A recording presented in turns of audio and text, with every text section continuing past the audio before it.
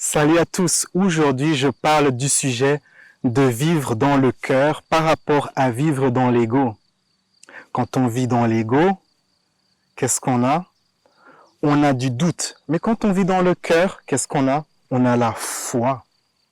Quand on vit dans le cœur, qu'est-ce qu'on a? On a de la confiance. Quand on vit dans l'ego, qu'est-ce qu'on a?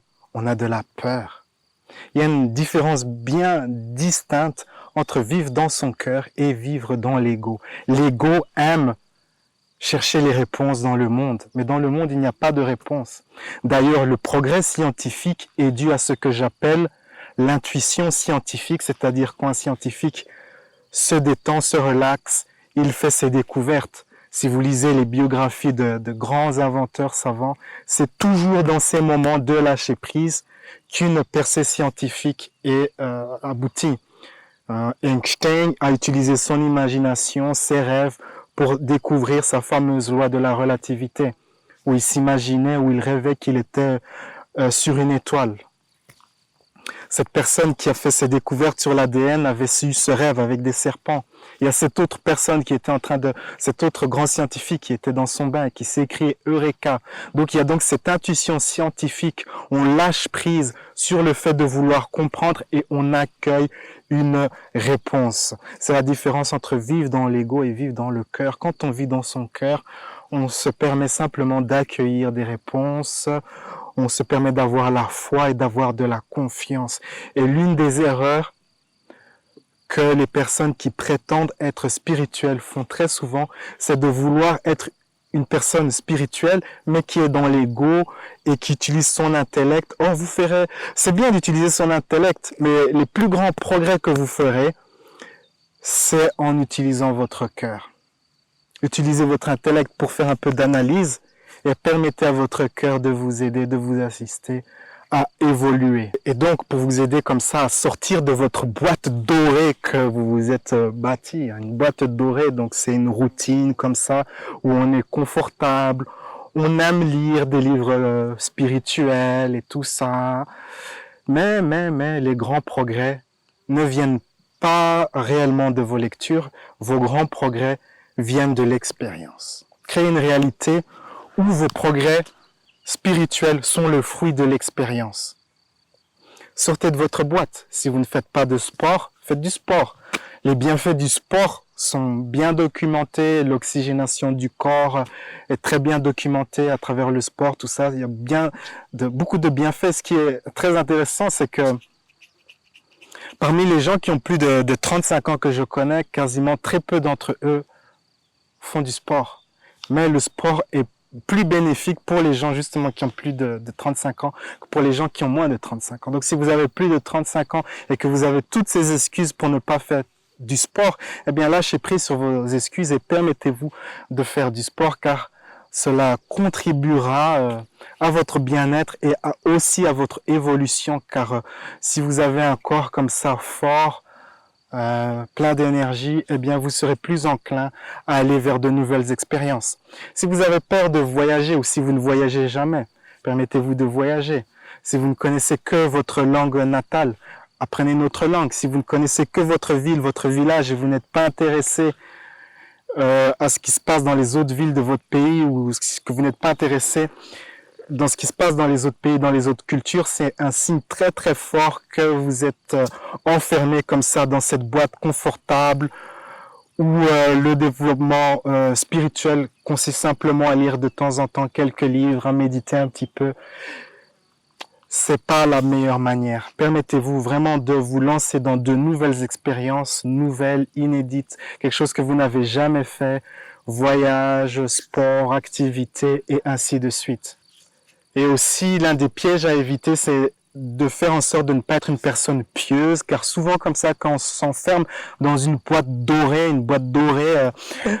conçue par l'ego, on devient, c'est surtout certaines personnes spirituelles, on devient comme ça, certaines personnes spirituelles deviennent pieuses, protocolaires, scolaires, comme ça, très pieuses, et votre âme ne veut pas ça. Votre âme ne veut pas que vous soyez une personne pieuse. Et elle vous enverra des signes qui iront à l'encontre de votre mentalité pieuse. Par exemple, et ça fait écho à la vidéo précédente sur les guides, il y avait cette personne qui a fait la demande pour avoir un guide. Et c'était une personne très pieuse comme ça, qui mangeait pas de viande, qui ne buvait pas d'alcool, qui pensait qui avait cette idée d'être une bonne personne. Et ça, c'est un blocage aussi si vous avez cette idée comme ça d'être une bonne personne spirituelle, qui est très pieuse et qui suit tous ces protocoles. Eh bien, ce que vous faites, c'est que vous vous enfermez dans la polarité bien contre mal et cela vous bloque car la spiritualité authentique est au-delà de cette dualité, de cette polarité bien contre mal. La vraie spiritualité va au-delà de cela. Un grand maître spirituel, c'est quelqu'un qui est à son aise, quelles que soient les choses. Il est à son aise quand il est malade, quand les choses ne vont en apparence pas bien. Il est au-delà de la dualité, de la polarité. Mais quand vous insistez à vous enfermer dans ces idées, ok, moi je suis pieuse et j'ai tous ces protocoles, eh bien vous vous bloquez en fait. Car vous restez dans un certain type d'énergie, l'énergie du conservatisme, de l'ordre, et c'est une énergie qui est bien en deçà de l'énergie spirituelle. Donc pour revenir à mon histoire, cette personne donc fait une demande d'avoir un guide spirituel, et c'était un grand guide spirituel, un gars très connu dans cette communauté-là, et le guide spirituel, ok, accepte de devenir le maître de ce gars, de ce jeune homme. Le guide va à la maison de ce jeune gars, c'était une maison de plage comme ça, terrasse, il va le voir. Et l'une des premières choses que le guide spirituel lui demande, le maître spirituel demande, c'est un pack de 6 bières. Avant de lui donner ses enseignements, il lui demande 6 bières. Et le gars lui dit non, moi je fume pas, je bois pas, je suis très pieux comme ça. Et le maître spirituel lui dit, ok, bon, je te donne pas mes enseignements spirituels tant que t'as pas 6 bières. Et il est parti. Et puis, ok, le gars a compris, il a mis dans son frigo plein de bières pour être sûr que quand le maître spirituel reviendrait, il aurait les bières. Et aussi,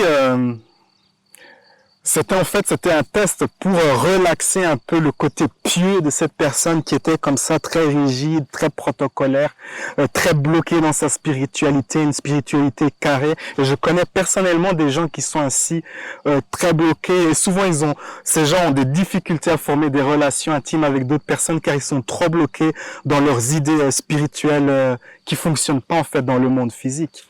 Maintenant, je ne dis pas qu'il faut être, par exemple, moi je ne fume pas, je ne bois pas. Si je bois un peu d'alcool, mais je ne fume pas, je prends pas de drogue. Mais tout ça vient de la joie, vient de l'amour. Ça vient pas de l'idée qu'il faut être protocolaire. Si vous devez faire des choses, faites-les depuis un sens d'amour de soi, un sens de joie, plutôt que l'idée comme ça qu'il faut être ainsi très très strict, car cela ne vous donnera pas de joie. Vous allez devenir, à un moment ou l'autre, vous allez devenir névrosé. Et je connais personnellement des gens qui sont ainsi, qui sont très protocolaires et qui sont limite de la folie presque, à cause de leurs idées très carrées. Mais votre âme ne veut pas ça. Votre âme veut que vous soyez fluide, libre comme de l'air, flexible, authentique, vrai. C'est ça que veut votre âme. Votre âme aime les nouvelles expériences. Votre âme n'aime pas les protocoles. Et comme je l'ai dit, si vous aimez ces choses un peu, cette soi-disant vie saine, vous pouvez faire cela. Moi aussi, je fais un peu de cela. Je pense même que je fais beaucoup de cela. Mais cela vient d'un sentiment de joie, de paix. Donc c'est mon message. Vivez dans votre cœur plutôt que dans votre ego. Soyez flexible, soyez ouvert. La vie est un voyage, appréciez la balade. On se retrouve dans une prochaine vidéo. Ciao, ciao.